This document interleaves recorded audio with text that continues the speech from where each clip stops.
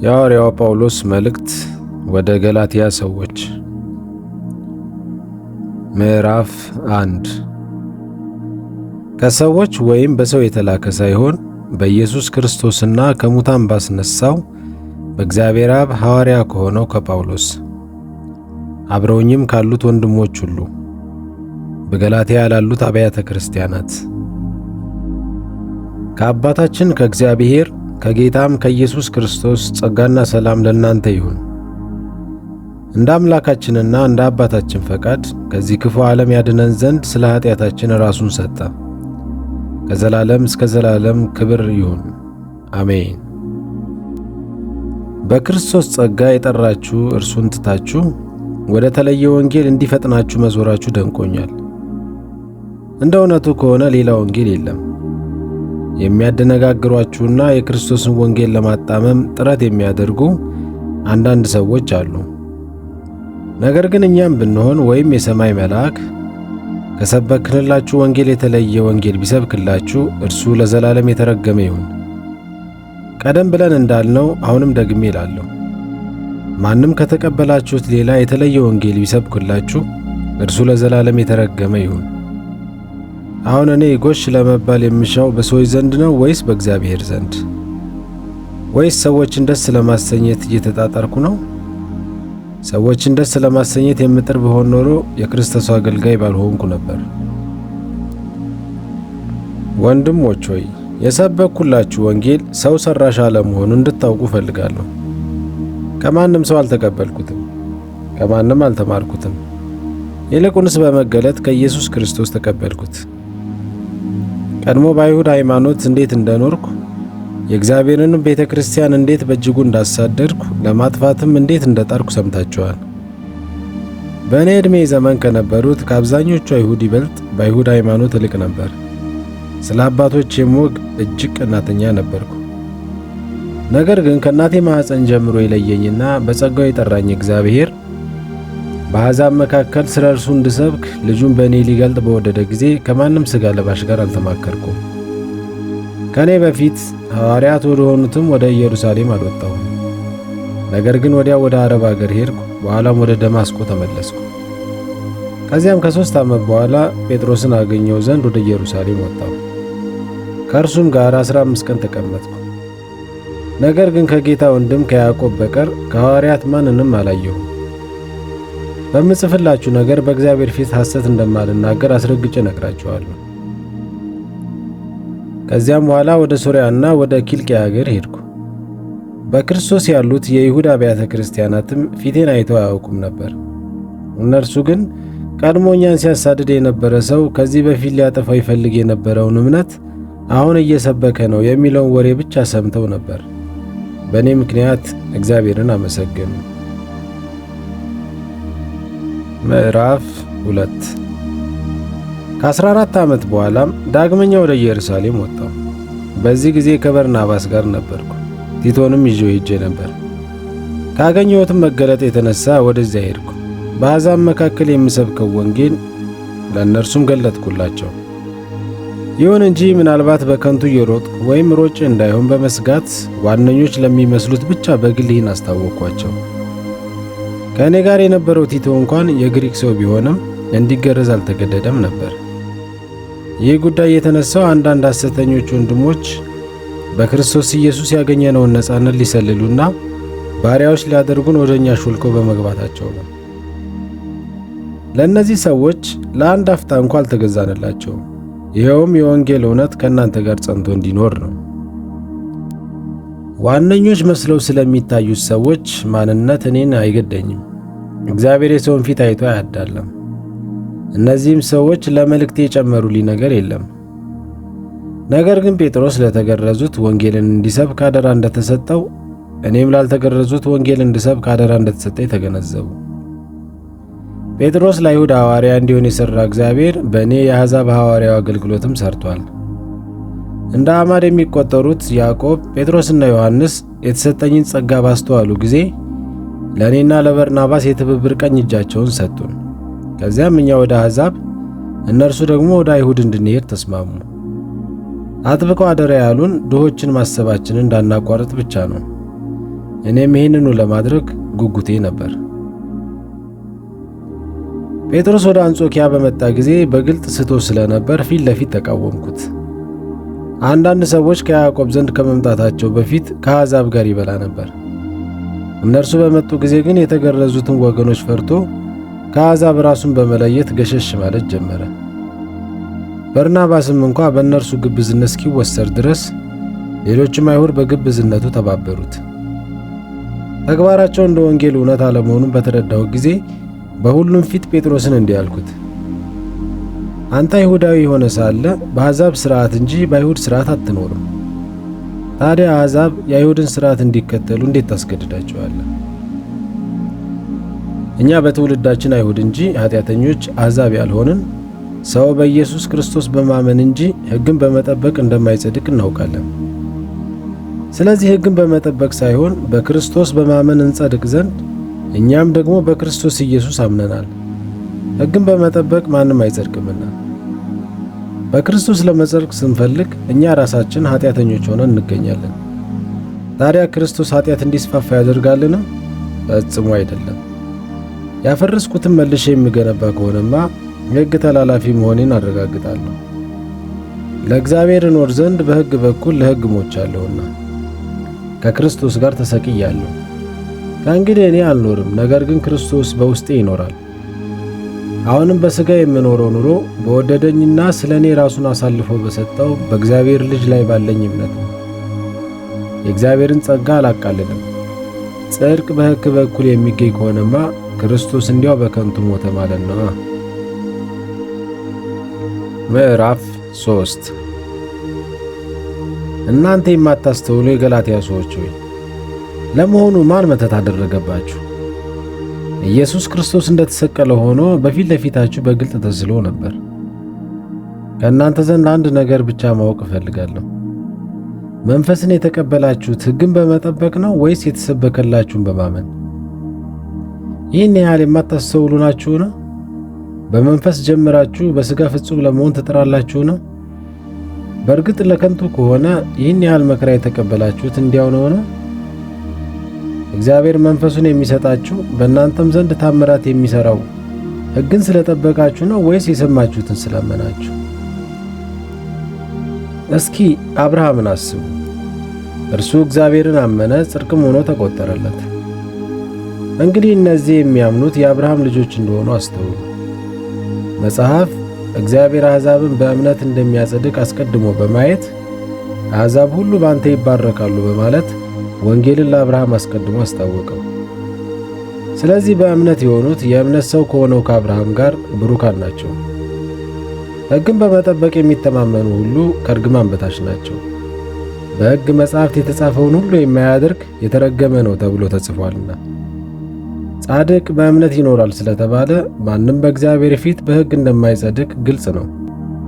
ሕግ በእምነት ላይ የተመሠረተ አይደለም፣ ነገር ግን ሕግጋትን የሚፈጽም ሰው በእነርሱ በሕይወት ይኖራል ተብሏል። በእንጨት ላይ የሚሰቀል ሁሉ የተረገመ ነው ተብሎ ስለተጻፈ ክርስቶስ ስለኛ እርግማን ሆኖ ከሕግ እርግማን ዋጅቶናል። ለአብርሃም የተሰጠው በረከት በክርስቶስ ኢየሱስ ለአሕዛብ እንዲደርስ ዋጅቶናል። ይኸውም በእምነት የመንፈስን ተስፋ እንድንቀበል ነው። ወንድሞች ሆይ ከሰው ዕለታዊ ሕይወት የተለመደው ምሳሌ አድርጌ ላቅርብ። የሰው ኪዳን እንኳን አንድ ጊዜ ከጸደቀ በኋላ ማንም ሊሽረው ወይም በእርሱ ላይ ሊጨምርበት እንደማይችል ሁሉ በዚህም ጉዳይ ቢሆን እንደዚሁ ነው። የተስፋውም ቃል የተነገረው ለአብርሃምና ለዘሩ ነበር። መጽሐፍ ለብዙ ሰዎች እንደሚነገር ለዘሮቹ አይልም፣ ነገር ግን ለአንድ ሰው እንደሚነገር ለዘርህ ይላል፣ እርሱም ክርስቶስ ነው። የምለው እንዲህ ነው።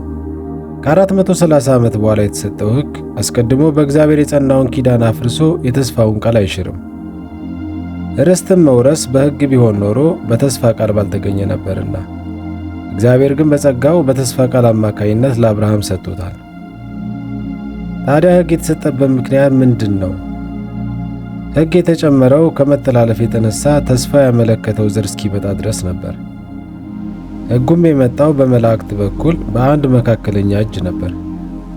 ሆኖም መካከለኛው አንድን ወገን ብቻ የሚወክል አይደለም፣ እግዚአብሔር ግን አንድ ነው። ታዲያ ሕግ የእግዚአብሔርን የተስፋ ቃል የሚቃወም ነውን? ከቶ አይደለም። ሕግ የተሰጠው ሕይወትን ለማስገኘት ቢሆን ኖሮ በእርግጥም ጽድቅ በሕግ በኩል በተገኘ ነበር።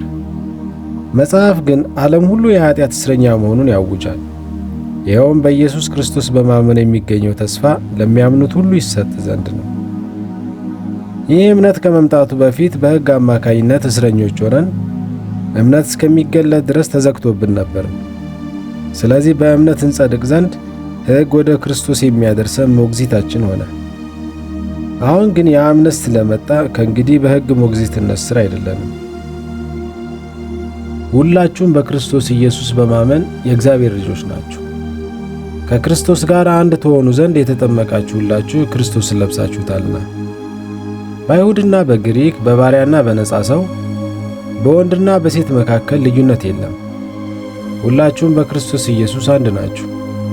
የክርስቶስ ከሆናችሁ እናንተ የአብርሃም ዘር ናችሁ፣ እንደ ተስፋውም ቃል ወራሾች ናችሁ። ምዕራፍ 4 እኔ የምለው ይህ ነው። ወራሹ ሕፃን እስከሆነ ድረስ ሀብት ሁሉ የእርሱ ቢሆንም እንኳ ከባሪያ የተለየ አይደለም።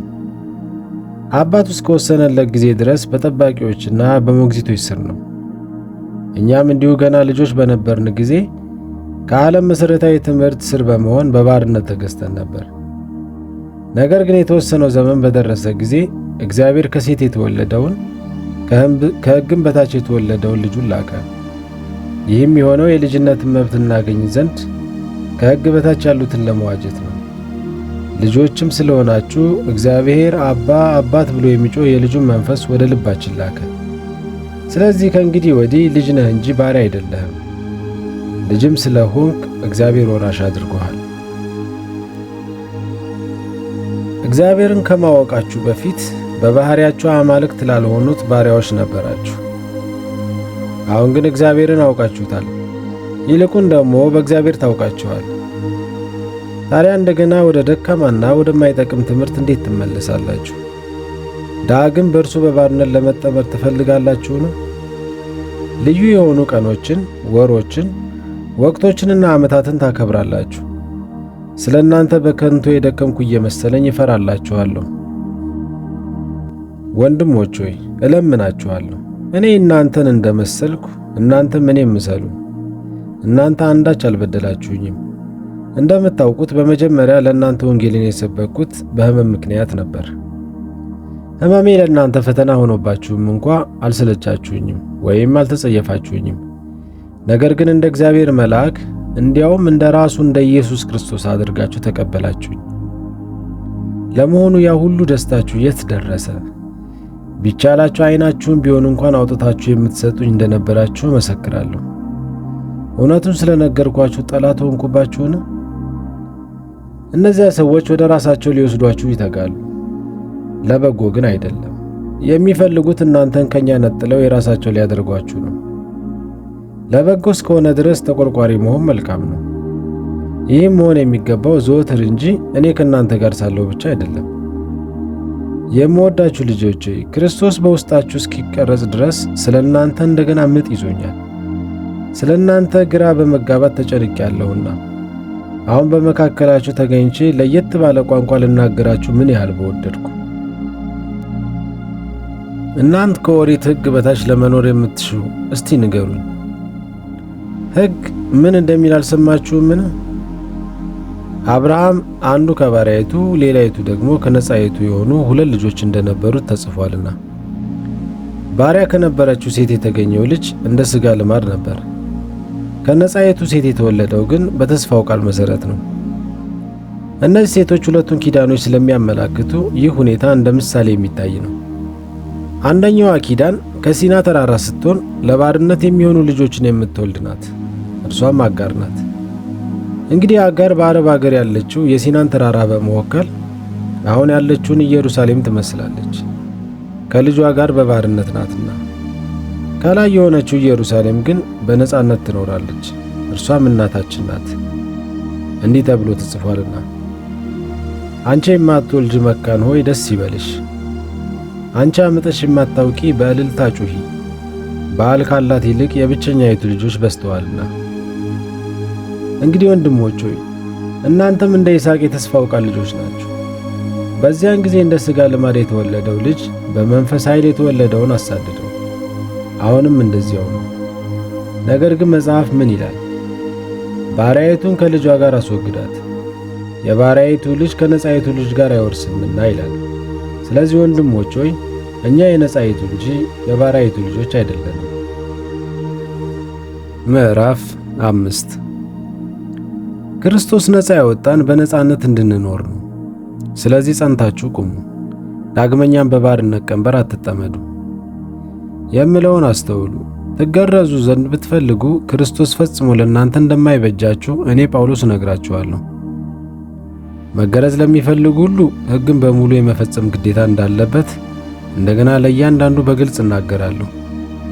በሕግ ለመጽደቅ የምትጥሩ ከክርስቶስ ተለይታችኋል፣ ከጸጋ ርቃችኋል። እኛ ግን ተስፋ የምናደርገውን ጽድቅ በመንፈስ አማካኝነት በእምነት ሆነን በናፍቆት እንጠባበቃለን። በክርስቶስ ኢየሱስ ከሆኑ መገረዝ ወይም አለመገረዝ አይጠቅምምና የሚጠቅመውስ በፍቅር የሚገለጽ እምነት ብቻ ነው። ሩጫችሁ መልካም ነበር። ታዲያ ያሰናከላችሁ ለእውነትስ እንዳትታዘዙ የከለከላችሁ ማን ነው? እንዲህ ያለው ማባበል ከሚጠራችሁ የመጣ አይደለም። ጥቂት እርሾ ሊጡን ሁሉ ያቦካል። የተለየ ሐሳብ እንደማይኖራችሁ በጌታ እታመናለሁ። ግራ የሚያጋባችሁ ማንም ይሁን ማን ፍርዱን ይቀበላል።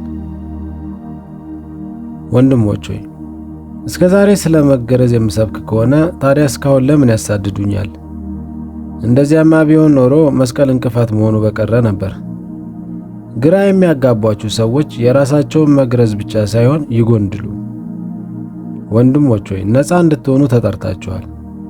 ነፃነታችሁን ግን ሥጋዊ ምኞታችሁን መፈጸሚያ አታድርጉት። ይልቁንም አንዱ ሌላውን በፍቅር ያገልግል። ሕግ ሁሉ በአንድ ቃል ተጠቃሏል፣ ይኸውም ባልንጀራ እንደ ራስህ ውደድ የሚል ነው። ነገር ግን እርስ በርሳችሁ የምትነካከሱና የምትበላሉ ከሆነ እርስ በርሳችሁ እንዳትጠፋፉ ተጠንቀቁ። እንግዲህ በመንፈስ ኑሩ እላለሁ፣ የሥጋን ምኞት አትፈጽሙ። ሥጋ መንፈስ የማይፈልገውን መንፈስም ሥጋ የማይፈልገውን ይመኛልና እነዚህ እርስ በርሳቸው ስለሚጋጩ የምትፈልጉትን አታደርጉም። በመንፈስ ብትመሩ ግን ከሕግ በታች አይደላችሁም።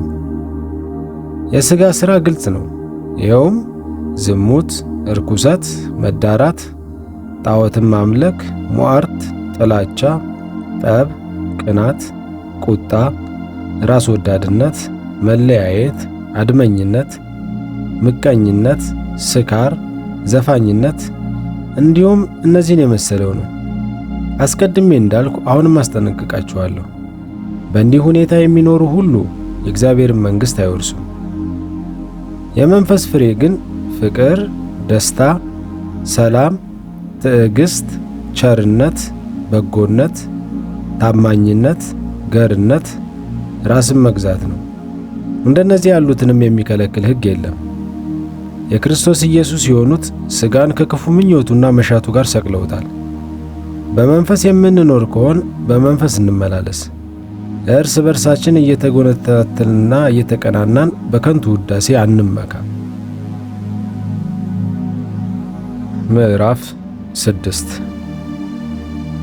ወንድሞች ሆይ አንድ ሰው በኃጢአት ውስጥ ገብቶ ቢገኝ መንፈሳውያን የሆናችሁ እናንተ በገርነት ልትመልሱት ይገባል። ነገር ግን አንተም እንዳትፈተን ራስን ጠብቅ። አንዱ የሌላውን ከባድ ሸክም ይሸከም። በዚህም ሁኔታ የክርስቶስን ሕግ ትፈጽማላችሁ። አንድ ሰው ምንም ሳይሆን ትልቅ የሆነ ቢመስለው ራሱን ያታልላል። እያንዳንዱ የራሱን ተግባር ይመርምር። ከዚያ በኋላ ከሌላ ሰው ጋር ራሱን ሳያወዳድር ስለ ራሱ የሚመካበትን ያገኛል። እያንዳንዱ የራሱን ሸክም ሊሸከም ይገባዋልና። ማንም ቃሉን የሚማር መልካም የሆነውን ነገር ሁሉ ከመምህሩ ጋር ይካፈል። አትታለሉ፣ እግዚአብሔር አይዘበትበትም። ሰው የሚዘራውን ያንኑ ያጭዳል። ሥጋዊ ምኞቱን ለማርካት የሚዘራ ከሥጋ ጥፋትን ያጭዳል። መንፈስን ለማስደሰት የሚዘራ ግን ከመንፈስ የዘላለምን ሕይወት ያጭዳል። በጎ ነገር ከማድረግ አንታክት። ተስፋ ካልቆረጥን ጊዜው ሲደርስ መከሩን እናጭዳለን። ስለዚህ እድሉ ካለን ለሰው ሁሉ በተለይም ለእምነት ቤተሰቦች መልካም እናድርግ።